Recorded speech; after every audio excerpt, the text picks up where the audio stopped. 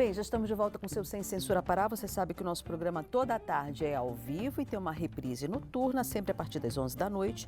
Nesta segunda-feira, ele só começa a ser exibido logo depois do Roda Viva. Estamos no segundo bloco e eu te chamo a atenção do seguinte. Na próxima sexta-feira, que será a última sexta-feira do mês de março, estaremos com a sua roda de conversa em que o tema foi escolhido por vocês. Tema: mediunidade, programa totalmente especial sobre o assunto. Vamos lá? Segundo bloco, segundo assunto do dia. Há alguns anos, o principal temor de muitas pessoas era sacar grande quantidade de dinheiro em um banco e ter que transportar aquele valor até uma empresa ou residência. Hoje em dia, no entanto, nem é preciso sair de casa para ser vítima de algum golpe bancário. Segundo a Federação Brasileira de Bancos, a FEBRABAN, os golpes contra clientes de bancos cresceram 165% logo no início de 2021, em plena pandemia. Já em 2022, uma pesquisa da Serasa Experian revelou que um brasileiro é alvo de golpes a cada 9 segundos. Sendo os bancos e cartões os segmentos mais impactados. Sobre o assunto, conversamos agora com Cássio Bittar, ele que é defensor público, que está aqui para nos orientar com relação a esses golpes que andam acontecendo na internet. Doutor Cássio, seja bem-vindo ao programa. Como é que isso tem acontecido com tanta naturalidade e principalmente tendo como foco os grupos mais vulneráveis? Vamos lá, público da melhor idade. Sim, boa tarde, Vanessa. Boa tarde a todos, é uma satisfação estar aqui mais uma vez fazendo trabalho de informação. Esse público acaba sendo alcançado porque, infelizmente, né, os seus dados constam em algumas plataformas, né, públicas e privadas, e os estelionatários acabam tendo acesso a esses dados. Então, a fragilidade dessas plataformas, dos dados dessas pessoas, acaba viabilizando esse tipo de prática criminosa que leva aí a situações muitas vezes irreversíveis de superendividamento. Imagine uma pessoa que ganha um salário mínimo e constata aí 2 ou 3 empréstimos, né, no seu benefício, na sua aposentadoria. Isso pode colapsar a economia doméstica, fazendo com que ela venha a ter muita dificuldade. O senhor fala em dispor de dados em plataformas. Que tipo de plataformas, naturalmente ou ingenuamente, qualquer um cidadão, qualquer um indivíduo alimenta com informações e dados pessoais?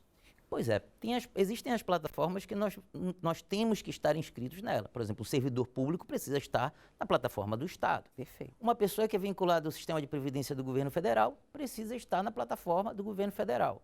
Uma pessoa, por exemplo, que faz uso de um determinado plano de saúde, está na plataforma desse plano de saúde.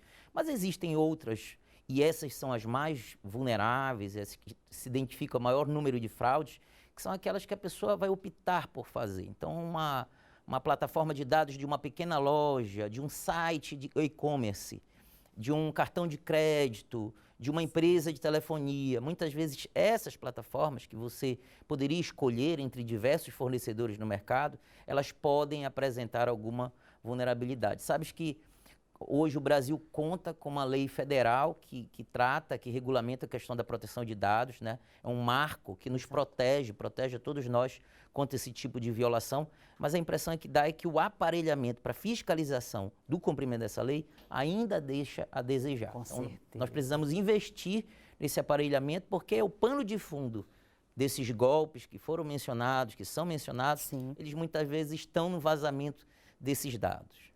Então vamos falar agora dessa grande campanha. Cuidado, é golpe.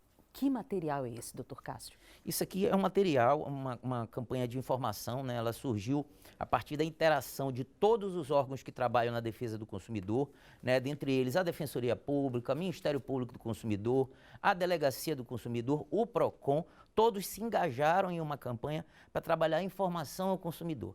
Nós percebemos que muitas dessas vítimas, né, estão aí nessa situação, vítimas desse tipo de ato criminoso por, muitas vezes, falta de informação. Então, a ideia desse material, Vanessa, é trabalhar a prevenção através da informação.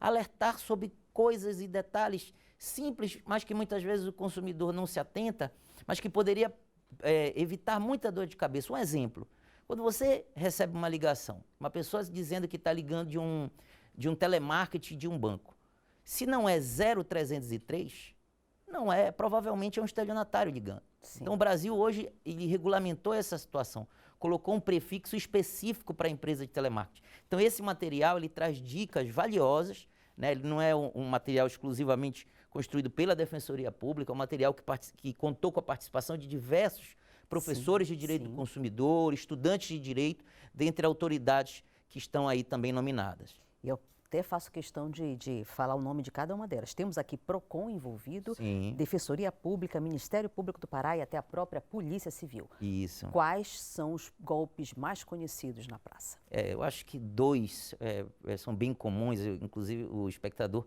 pode acabar se identificando, porque muitas vezes a gente não foi vítima, mas tem alguém próximo da gente que foi ou que pode ser vítima. Por isso que a informação ela precisa ser disseminada e o espaço que vocês dão aqui, ele é valioso por conta disso. O primeiro golpe é o golpe que se chama da prova de vida. Cidadão, imagine que o cidadão liga para sua casa, né? Geralmente, repito, são pessoas que são idosos, que têm inscrição no INSS, recebendo algum benefício, ele liga para sua casa informando que você precisa atualizar dados para comprovar uma prova de vida junto ao INSS. Numa situação dessa, ele pede que a pessoa faça um selfie e pede que a pessoa mande a foto do RG. Após essa transação, ele consegue realizar um empréstimo em determinada instituição bancária em nome desta pessoa e, além disso, ele abre uma conta para receber o valor do empréstimo. Sim. Então, o consumidor, após o mês, mais ou menos 30 dias, ele vai até olhar o seu extrato do INSS e verifica lá que foi feito um empréstimo que ele não autorizou. Então, esse golpe da portabilidade é muito comum, mas perceba, essa pessoa que liga, ele usa o que nós chamamos de engenharia social. Ele convence. Nós temos, inclusive, a Delegacia do Consumidor compartilhou conosco algumas gravações dessas abordagens, e é muito interessante assim e preocupante, porque eles usam de uma engenharia social para atrair, para conquistar a confiança daquela pessoa, a ponto dele fazer uma selfie. Sim. Para supostamente realizar a prova de vida. Então, isso é perigoso. O segundo golpe... Antes de passar para o segundo, vamos falar do problema e logo apontar a solução. Nesse caso, como é que ele se desvencilha desse golpe de prova de vida? Primeiro caminho, ele deve fazer um registro em uma delegacia especializada. Vai até uma delegacia do consumidor, vai fazer o registro. Eu sempre recomendo, caso a negociação tenha se dado através de conversa de WhatsApp ou e-mail, faça o print dessas conversas, guarde, porque isso pode ser útil caso a defensoria ou um advogado vá levar até a justiça. Isso é muito importante, né? E além desses dados, é possível que ele ligue para o número 135 do INSS para noticiar que foi vítima de uma fraude. O INSS ele tem um sistema de auditoria que verifica, né, os casos e em alguns casos ele cancela administrativamente. Quando não cancela, Vanessa, aí é preciso ingressar judicialmente e a gente tenta obter uma liminar. Porque, veja, nós na Defensoria ingressamos contra o banco. Por quê? Porque para o banco ter aceito aquela contratação com os dados e documentos fraudulentos, ele houve uma falha no sistema dele, do nosso ponto de vista. Então, a gente tenta responsabilizar a instituição bancária diante desse tipo de prática. Perfeito. Segundo golpe mais comum, vamos lá. A gente tem também o golpe, que eu também vejo com bastante frequência, que chama o golpe do motoboy. O golpe do motoboy é mais ou menos o seguinte, uma pessoa pega, você fez uma compra pela internet, e-commerce, interessante, você aperta lá e vai enchendo o carrinho, né? É simples e fácil, mas existem os cuidados que têm que ser tomados. Então, a pessoa pegou e fez uma compra pela internet, e os seus dados do seu cartão ficaram lá, naquele ali. O estelionatário tem acesso a esses dados, tá certo? Realiza uma segunda compra, imagina de R$100. Se você tem um aplicativo do celular, vai apitar a compra e você não vai conhecer. Imediatamente após apitar no seu celular a informação daquela compra, o estelionatário liga para você. E ele diz, olha, eu estou ligando do banco tal, identifiquei que foi feita uma compra no seu cartão que você não autorizou. Aí casa, né? Exatamente. Aí ele pegou e diz assim, olha, foi feita uma compra, eu não autorizei. Ele falou, olha, é mesmo. Então, olha, deixa eu lhe falar. Nós queremos lhe ajudar, mas nós precisamos que você nos ajude. Ele fala assim mesmo.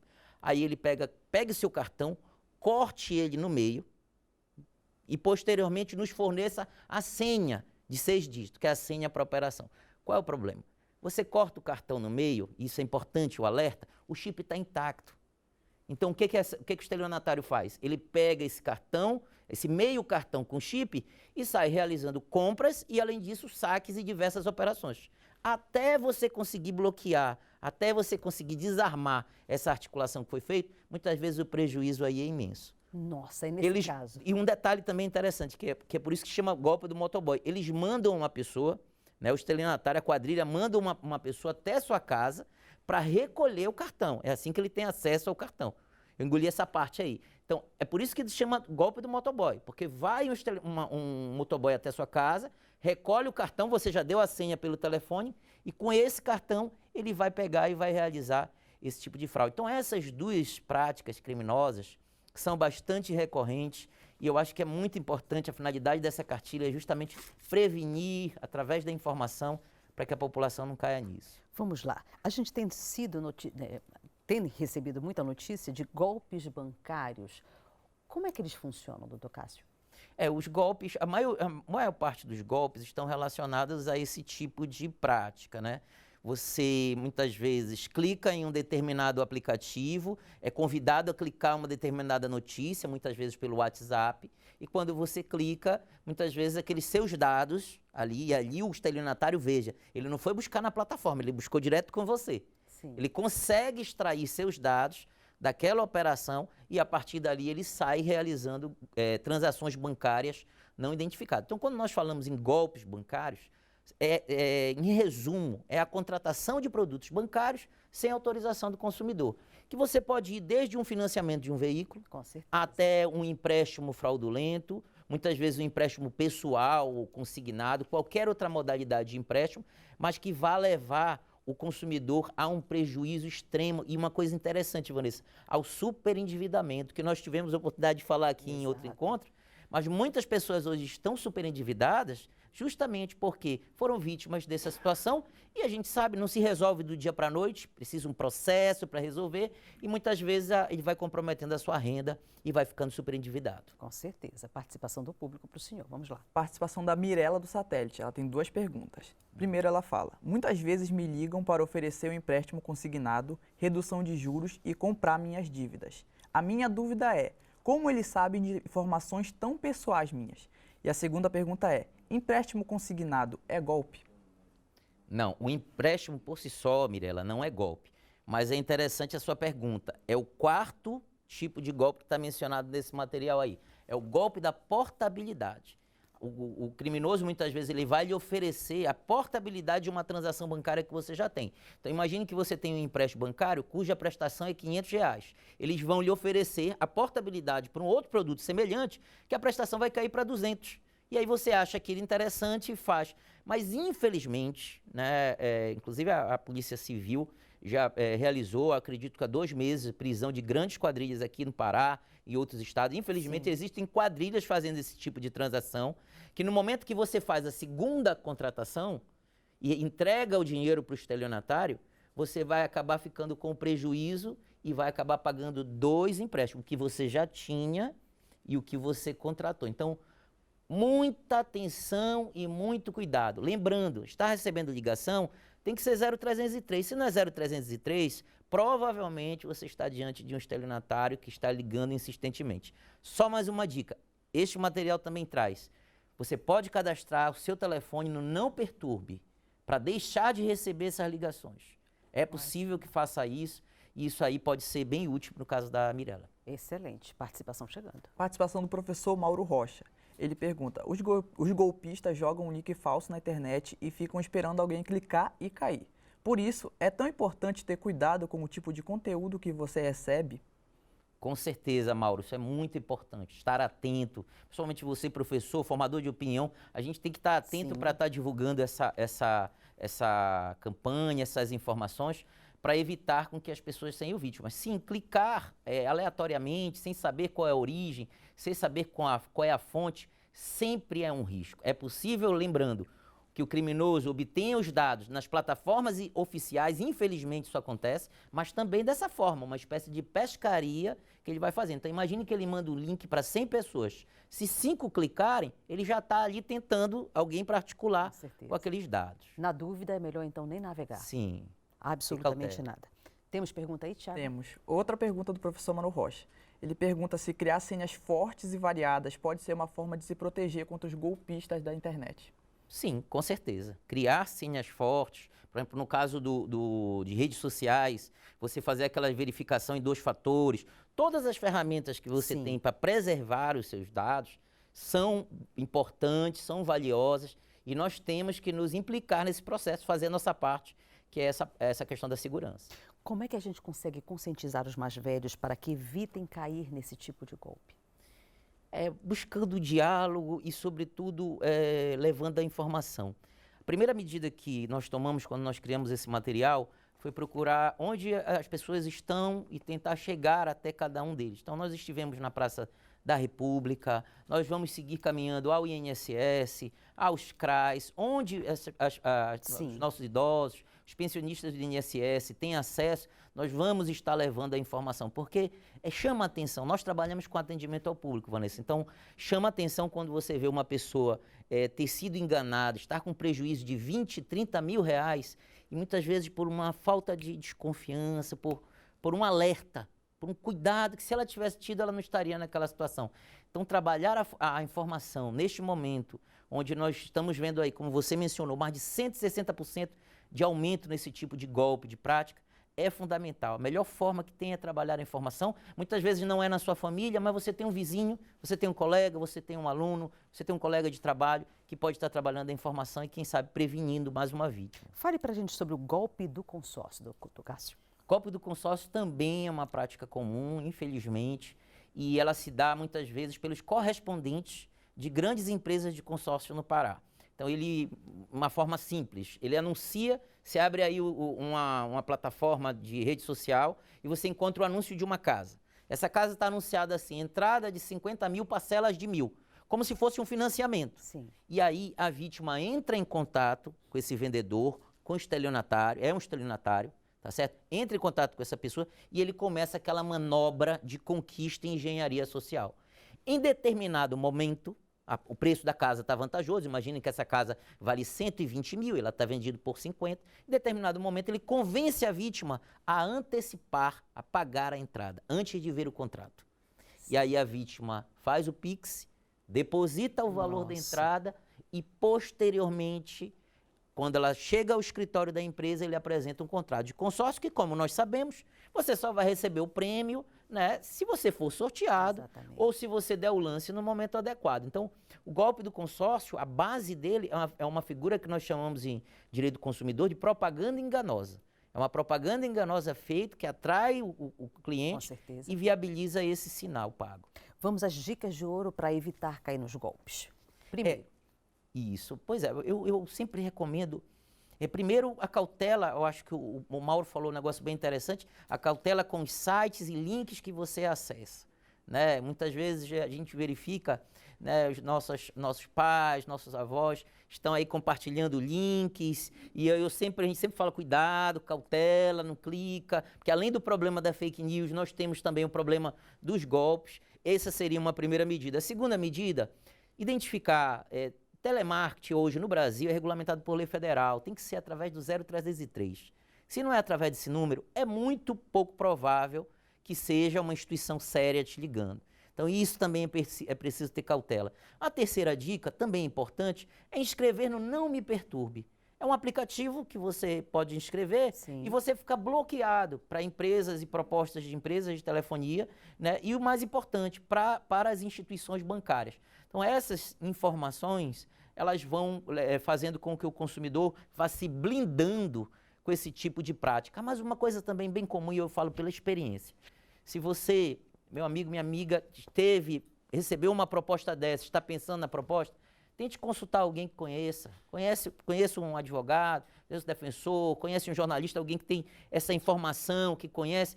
Procure investigar, que muitas vezes é nesse alerta, nessa luz amarela, é que vai fazer com que a pessoa consiga se prevenir. Perfeito. Participação chegando. Participação do Antônio do Castanheira. Ele pergunta, com relação aos boletos de contas que chegam na residência e você pensa que está pagando uma conta de luz, mas na verdade é um boleto falso e seu dinheiro está sendo desviado. Como evitar essa situação? Boa. Isso aí, a primeira coisa, da parte do consumidor, ele tem que ficar alerta se os dados estão corretos, porque, por exemplo, eu já vi boletos desse tipo e geralmente você tem alguma inconsistência na informação. Ele muitas vezes aparece lá como beneficiário, não aparece a distribuidora de energia elétrica ou a distribuidora de água e esgoto. Da mesma forma, quando você vai realizar o pagamento, na hora que aparece o beneficiário no teu aplicativo ou no caixa eletrônico, não Sim. aparece. Então, é preciso que o consumidor hoje tenha essa cautela e tenha esse cuidado. Mas, entendo, é um entendimento que nós temos, que existe a responsabilidade da distribuidora. Porque, veja, o acesso a esses dados, e aí a gente sabe de onde veio, foi permitido dentro da instituição. Não haveria outro lugar para ele ter acesso a esses dados. Então vai ter que se dialogar também com a distribuidora, nesse caso, já aconteceu inclusive com o plano de saúde aqui em Belém, tem que se discutir nesses casos para ver se não está tendo uma fragilidade dentro da base de dados dele, a ponto que pessoas estão conseguindo fazer aí contas fakes, né? Bem, já falamos sobre as medidas preventivas. Depois da porta arrombada, caiu no golpe, o que fazer? Aí o caminho importante dele, se ele for vítima desse golpe, é importante noticiar a autoridade policial, a delegacia especializada, quem está conosco, inclusive. Notificar normalmente o quê? Registra a ocorrência. Registrar a ocorrência, Perfeito. fazer um registro de ocorrência, até porque algumas quadrilhas, elas já têm um procedimento de investigação. Muitas vezes aquela sua informação, além dela ser útil no seu processo, ela vai ajudar a Polícia Civil a estar fazendo a investigação e estar prendendo esses criminosos. E é porque também é um tipo penal e é importante noticiar. Nós todos temos esse dever. O segundo caminho que nós orientamos as pessoas me perguntam isso como provas. Nesse tipo de golpe, se você tem conversas por WhatsApp, tem algum detalhamento, tenta printar isso e guarde.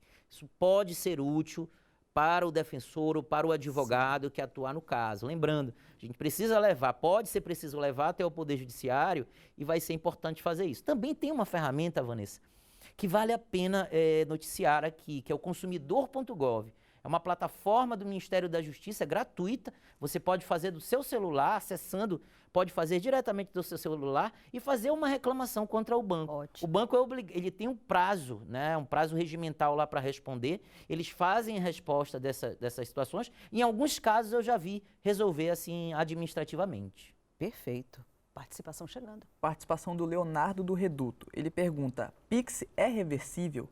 Quando fazemos um por engano ou caímos em um golpe, existe uma chance de recuperação? Veja, o Pix, se é feito por uma pessoa e aquela pessoa não era o beneficiário, você pode sim notificar a pessoa para a devolução do valor.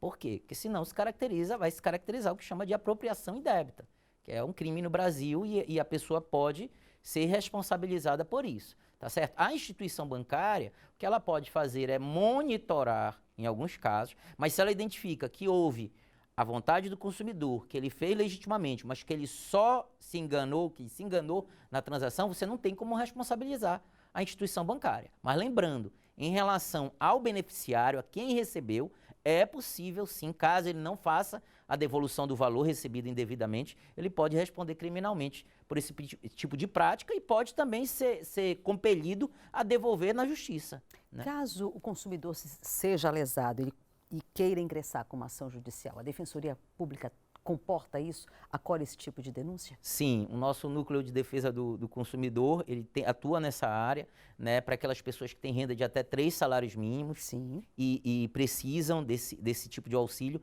E lá nós vamos receber, vamos identificar a documentação. No primeiro momento, a gente tenta fazer a costura extrajudicial, ou seja, a gente tenta resolver administrativamente. Quando a instituição bancária não apresenta essa possibilidade, não apresenta a possibilidade de um acordo, aí nós vamos levar a questão até Poder Judiciário. Doutor Cássio, essa cartilha ela é maravilhosa. Por acaso, existe alguma plataforma digital onde as pessoas possam ter acesso a ela até por meio de PDF? Sim. Essa cartilha, ela conta com a parceria da Faculdade de Advocacia da Amazônia, né? Sim. E lá na plataforma da faculdade, que é a finamaadvocacia.com.br, é possível que o consumidor tenha acesso a esse material. Além disso, o material está sendo distribuído em todos os órgãos de defesa do consumidor, todas as repartições públicas, parceiros, porque a ideia também é divulgar isso aí. Eu também tenho feito a divulgação nas minhas redes sociais. Ótimo. Eu convido as pessoas a acessar, que é Defensor Cássio Bittar pelo Instagram, e lá nós temos informações sobre essa cartilha, tem alguns vídeos, né? E também ficamos à disposição para outras dúvidas. Volte sempre, então. Infelizmente, o nosso tempo chega ao final, mas que preciosidade de informação de utilidade pública que a gente leva para a população do estado do Pará. Gratidão. Obrigado, Vanessa. E parabéns pelo trabalho de todos os envolvidos para a montagem dessa cartilha. Vamos então, gente, a um breve intervalo. Cuidado, não caia, é golpe. A gente volta daqui a pouco. Até já.